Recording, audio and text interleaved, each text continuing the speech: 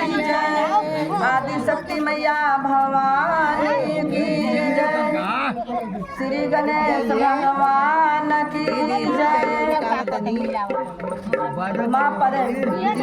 उमापति महादेव की जय।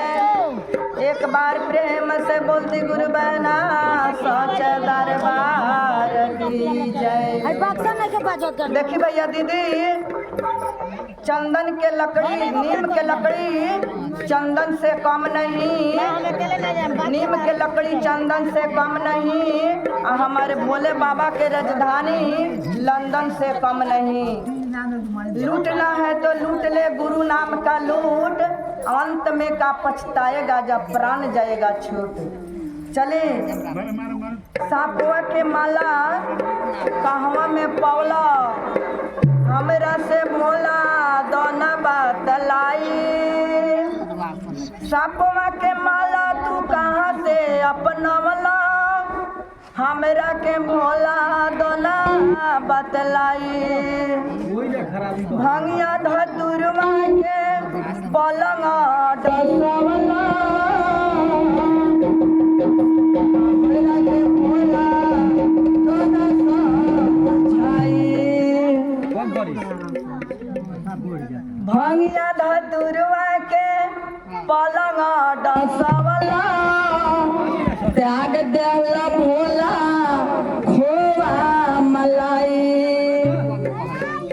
अपने रहेला भांग धतुर पार, सब तक देला मेवा मिठाई।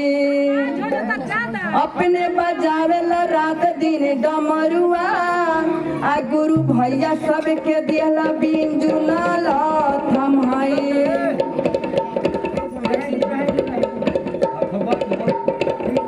गावेली मालती दीदी बाबा के भजनिया, शिष्या सबके कहेली समझाई। देखी महादेव दया दी कि दुनिया वाले देखे वाला के कुछ लौके, आ मन के अंधकार दूर जाके तड़पे। प्रेम से बोलिए उमापति महादेव की जय। भोला कहाँ लगौनी देर, होया बेर हो गई। भोला कहाँ लगौनी देर, होया बेर हो गई।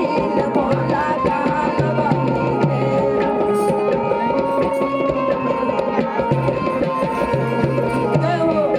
बेर हो गई। होया बेर हो गई, फेर हो गईल, होया फेर हो गईल।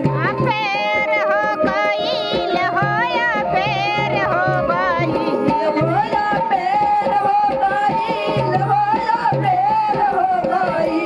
भोला कहाँ लगौनी देर, होया बेर हो गई। भोला कहाँ लगौनी देर, हो बेर हो गईल। भोला कहाँ लगौनी